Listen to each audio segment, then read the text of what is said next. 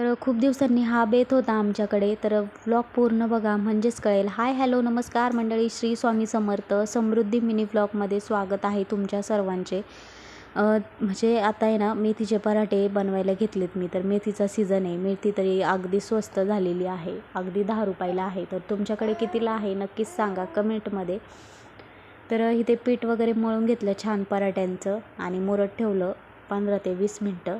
त्यानंतर मग छान असे पराठे करून घेतले गरमागरम. तर भूक लागली होती. तर कसं आहे माहिती का, घरातलं कामं वगैरे आवरस तोपर्यंत आहे ना खूप उशीर होतो.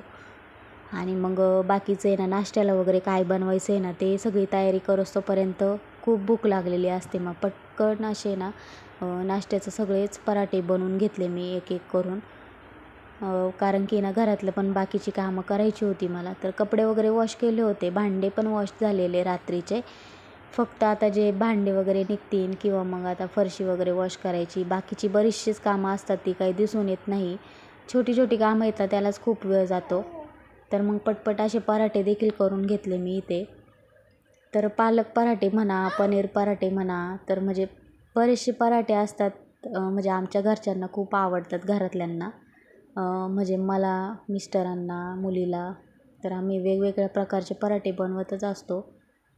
तर कसं आहे माहिती आहे का, तर रेसिपी एवढी डिटेल्समध्ये मी काही सांगितली नाही आहे तुम्हाला. कारण की म्हणजे कसं, आता मेथीचे पराठे वगैरे सगळ्यांनाच बनवता येतात, असं वेगळं काही नाही. तर इथे ना दुपारच्या जेवणाची तयारी लगेचच. मसाले भात बनवायचा होता, तो देखील करून घेतला. आणि त्यानंतर मग आहे ना, इथे छान असं म्हणजे एकदम आहे ना, म्हणजे ऊन पण नाही आहे आमच्याकडे. एकदम असं दमट वातावरण झालेलं आहे, अजिबात ऊन नाही आहे. असं ते वांबळ म्हणतात ना, वांबळ तसं आलेलं आहे.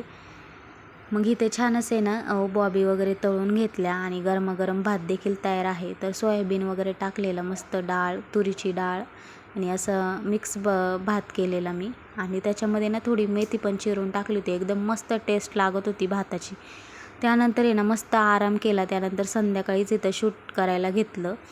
तर इथे चहा ठेवला आहे आणि त्यानंतर मग मस्त वातावरण झालेलं, हवा वगैरे सुटलेली.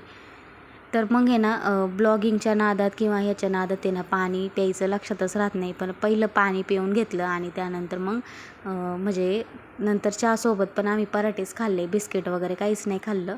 कारण की पराठे शिल्लक होते सकाळचे, त्यामुळे. तर इथे ना पौष पौर्णिमा आहे आमच्याकडे आज.